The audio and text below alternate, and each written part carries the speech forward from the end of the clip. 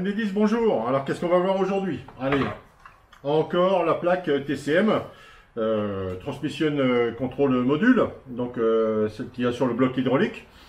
On va parler de quoi? On va parler du détail, généralement de ce qui tombe en panne encore, hein. On va voir où ça se situe et on va pouvoir l'identifier comme ça. On va voir aussi que ça se programme si vous achetez du neuf. Hein, et ça peut se programmer aussi si vous faites une adaptation. Et puis on va se faire plaisir, on va la démonter en morceaux. On va voir ce qu'il y a dedans. Allez, MD10, normalement c'est 10 minutes. Je vais essayer, c'est pas promis. Hein. Allez, à tout à l'heure. Bien, alors qu'est-ce qui pose généralement problème sur la plaque TCM 722.9 hein?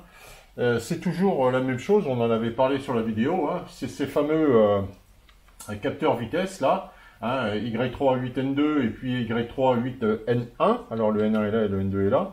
Et puis à l'autre bout, je regarde sur la caméra, ouais, allez, on se déplace un petit peu, voilà. Vous avez le Y3-8N3. Alors N comme vitesse. Alors comment ça marche cette histoire là?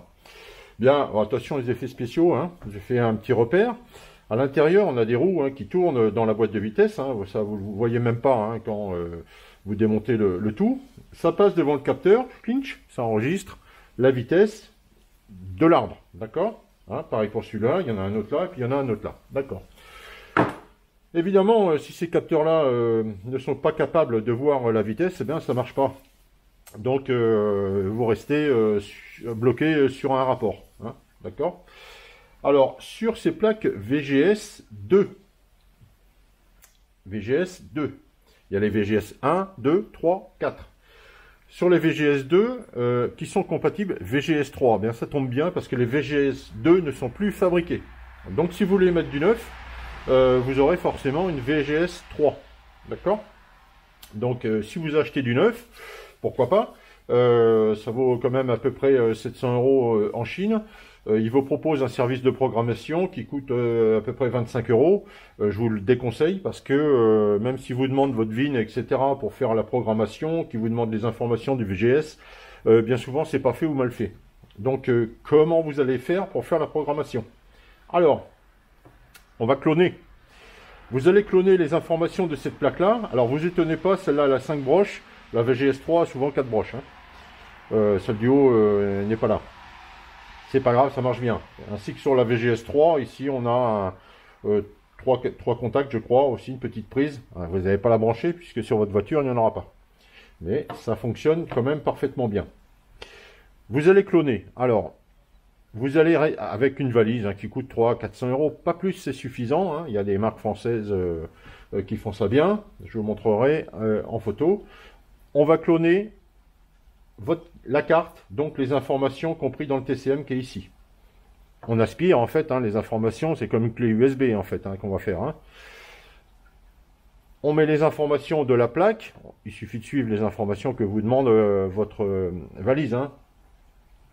Une fois qu'on les a mis dans la valise, on débranche évidemment. Votre nouvelle carte que vous avez déjà dans la voiture, l'huile dans la boîte et tout, pas de problème.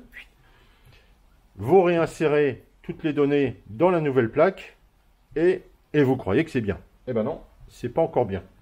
Pourquoi? Ben vous l'avez peut-être vu ou entendu, et regardez les vidéos d'ailleurs, quand les voitures importées sont chargées dans les bateaux, bien souvent on entend le ventilateur qui tourne à fond, et puis les voitures finalement elles roulent qu'en première. Ben oui, c'est une sécurité pour empêcher les gens de faire du stop car en montant les voitures à fond de troisième, en finissant au frein à main. J'exagère, mais enfin on n'est pas loin quand on voit la vitesse de certains qui font ça.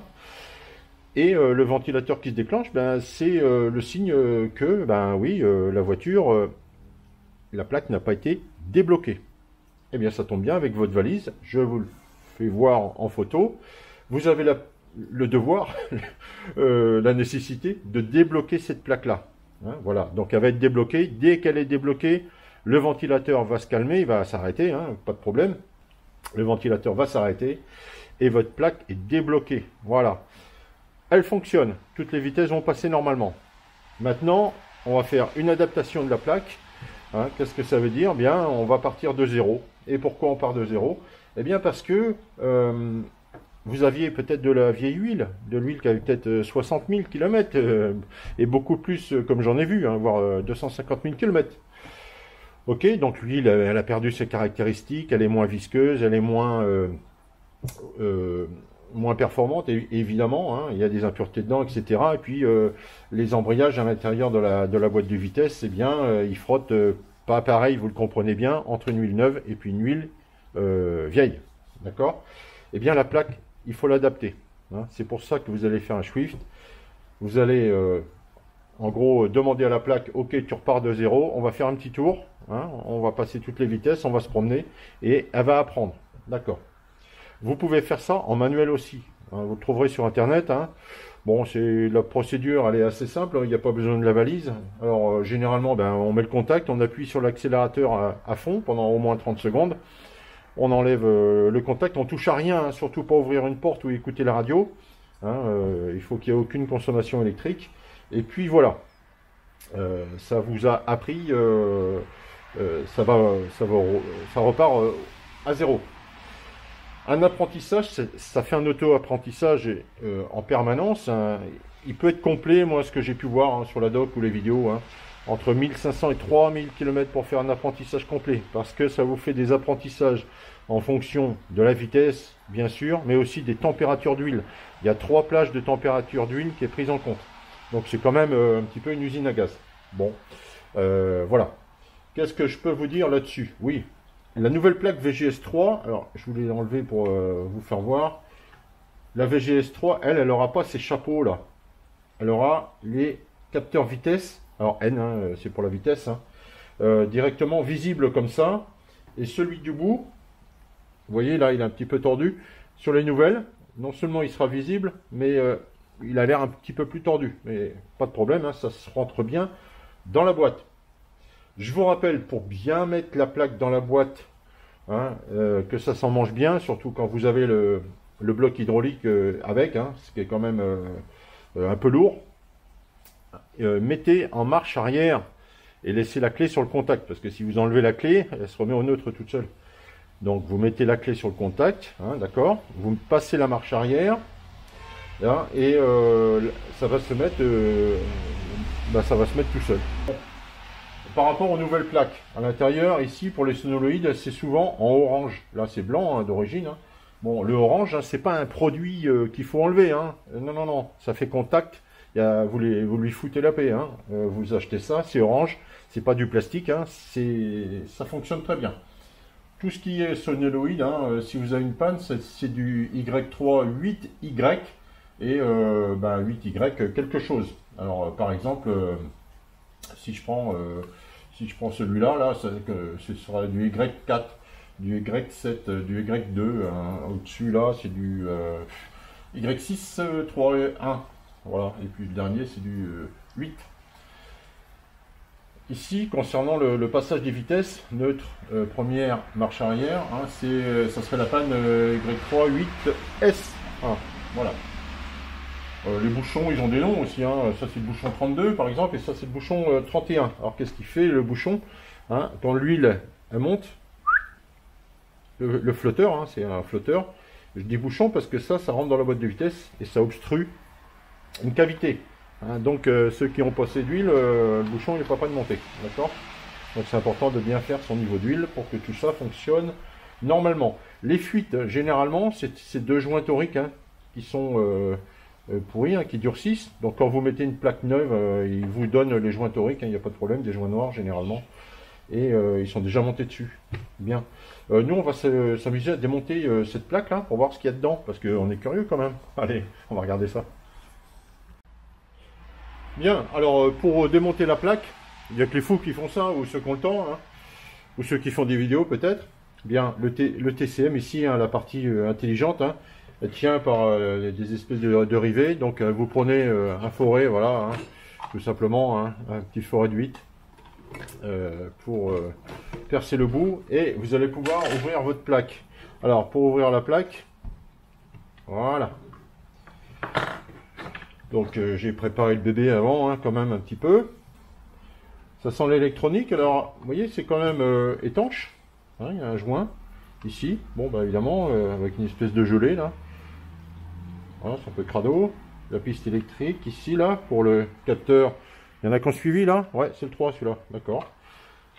Et puis ici, la prise, hein, qui se met pour le bout. Alors, souvent, ceux qui sont pas précautionneux, là, ils cassent la plaque ici. Hein, vous voyez comment c'est fragile, là, ça. Hein, ça se casse généralement ici. Bon, ben, je la donne, hein, celle-là, hein, ceux qui veulent. Hein. Ils m'enverront les timbres et puis je leur enverrai. Enfin, je vous déconseille quand même d'en arriver là, parce que si vous en arrivez là, pour la remonter, bonne chance à tous. Bon, celui-là aussi. Alors, ça, il y en a qui osent, hein, ils le vendent sur Internet. Hein. Donc, ouais, d'accord. Hein, pour le changer, bonjour quand même, hein, c'est quand même ici. On va y arriver. Ça se monte comme ça. Hein. Et c'est pris sur la nappe là. Donc à dessouder, comme je vous disais dans la vidéo, peut-être, c'est compliqué. Bon, on voit bien comment c'est relié pour chaque sonoloïde, ici. On a les références, d'accord. Une espèce de gelée, là. Bien crado, là. Est-ce qu'on va voir ça patine. Intéressant. Bon, vous savez que la température, c'est quand même l'ennemi, hein, passer 50 degrés. Hein. C'est quand même l'ennemi de l'électronique. Bon. Ben là, il faut croire que ça ne gêne pas beaucoup. Peut-être que ça protège un peu. Ah, bien crado, quand même. Voilà. Voilà, une petite puce, là, on dirait une puce de carte électronique ou de téléphone dans le temps, là. Voilà, ce qui vous pose certains problèmes. Alors le TCM, hein, change pas, hein. N'arrivez pas, hein, vous n'allez pas en acheter un, j'en ai pas vu avant. Pareil pour la prise, j'en ai pas vu avant au détail. Hein. Ça, oui. Les capteurs vitesse, oui. Et puis c'est tout. Après vous êtes bon pour changer la plaque. Site chinois, 700 €, tout compris. Vous paierez peut-être encore 30 € de douane à l'arrivée. Et vous faites le clonage. Et puis l'adaptation. Et puis après, je vous dis quoi? Je vous dis bonne route. Allez, à bientôt.